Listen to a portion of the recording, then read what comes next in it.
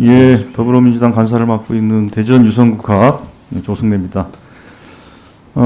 지난번 구글 갑질 방지법이 8월 31일 날 국회 본회의를 통과했습니다. 그래서 9월 14일 날 국무회의 의결을 거쳐서 시행이 됐는데 이 시행은 이제 법 50조 1항 9호에 대한 것은 바로 즉시 시행을 하는 거 맞죠? 예, 특정 결제 방식을 강제하는 행위. 예. 나머지 두 개의 항에 대해서는 이제 시행령 작업들을 하고 있는 거죠. 예, 그렇습니다. 그러면 9월 14일 이후로는 특정 결제 수단을 강제하는 행위는 할 수 없다. 예, 그런 맞죠? 셈입니다. 예.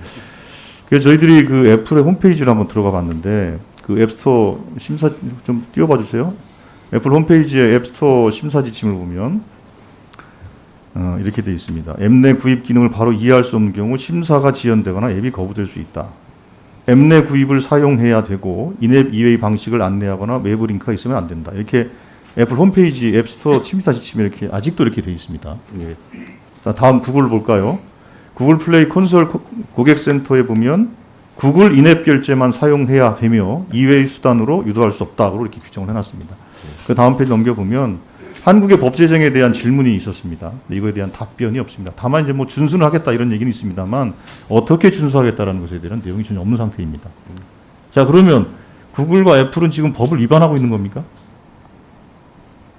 예, 구체적으로 인앱결제가 시행이 됐으면 위반한 건 맞는 거죠. 예. 자, 그러면 법 위반 상태가 방치되고 있다고밖에 이해할 수가 없는 상황이 되는 겁니다. 이것과 관련해서 방통위가 구글, 애플 등 이 앱마켓 사업자들과 어떤 그 대화를 나눈 바 있습니까?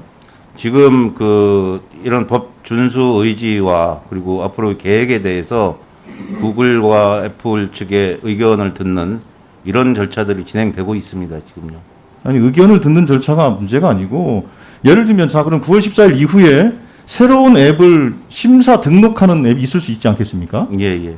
자, 그럴 경우에 내가 자가 결제 시스템으로 그 앱 등록을 하려고 하는데 구글이나 애플이 그걸 승인을 안 내주고 있다.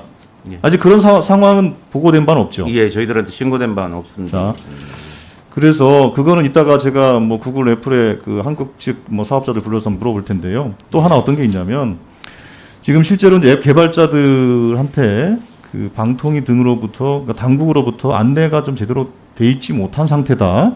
또 이런 좀 답답함을 호소하기도 하니까요. 예. 방통위에서는 그것과 관련된 법이 이렇게 변경됨에 따라서 앱 등록 신청을 할 때 이러이러한 법을 준수해서 할 수 있는 권리가 부여됐다. 예, 예. 그런 측면에 대한 안내를 좀 철저히 해주시기를 부탁을 드리겠습니다. 예, 알겠습니다. 예. 자, 그렇게 해주시고요. 그 다음에 그 시행령을 만드는 과정을 할 때도 그 스타트업 관계자들이나 아니면 개발자들의 의견을 잘 들어서 진행할 수 있도록 그렇게 좀 해주시기 바라겠습니다. 예. 예.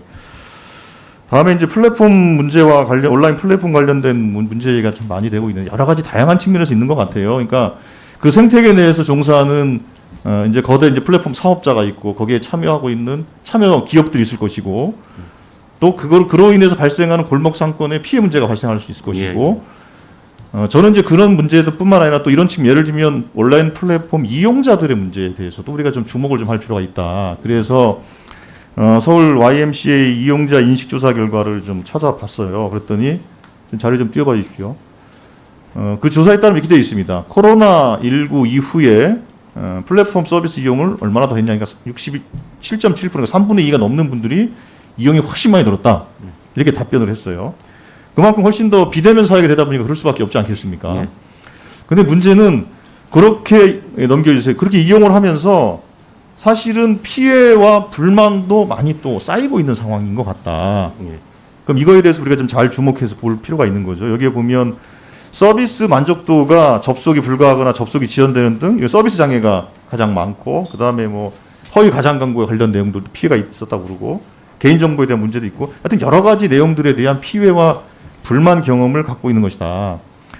그래서 이 이용자들에게 그래서 그러면 그럼 이용자의 권익을 보호하기 위해서 어떤 조치가 필요할 것 같냐라고 물어봤더니 이용자 피해 방지 등의 법 제도 개선이 필요하다. 이게 가장 많아요. 65.1% 정도가 됩니다. 그래서 우리가 그 온라인 플랫폼 관련된 입법을 논의할 때 온라인 플랫폼 공정화와 관련된 그 공정 경쟁, 반경쟁 관련되는 그게 하나가 있을 것이고 온라인 플랫폼 이용자의 권리 보호와 관련된 측면이 있을 것입니다. 예, 그렇습니다. 예.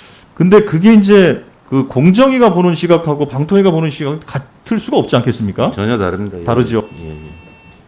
그런 의미에서 저는 그때 공정이 전문의 제출된 법안과 가방에 제출된 법안을 시도 있고 상호 논의를 통해서 너무 영역에 아주 조율할 필요가 있다고 생각하는데 예, 같은 생각입니다. 예. 예, 예.